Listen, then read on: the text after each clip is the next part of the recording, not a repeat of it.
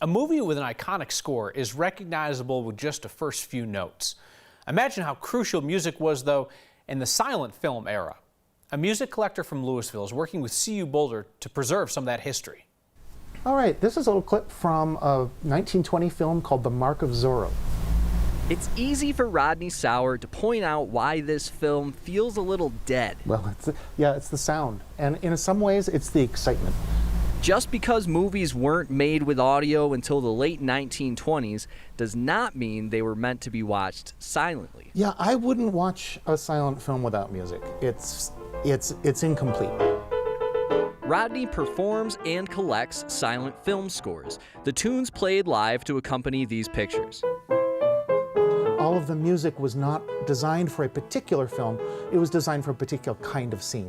Rodney's amassed thousands of pieces, but he never intended to keep them all to himself. It's hard to know what may not exist anywhere else.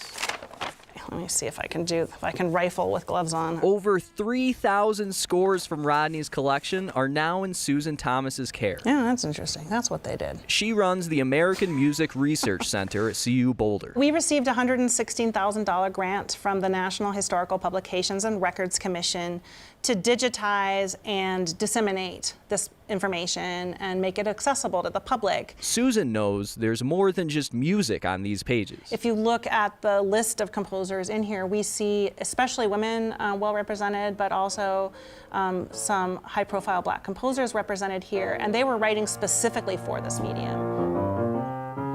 So it's also a really interesting way to think about the history of the music industry in this country. The image on the screen is telling half the story, and the music is telling the other half of the story. Rodney hopes people see and hear the importance of this work. We're trying to keep alive this music.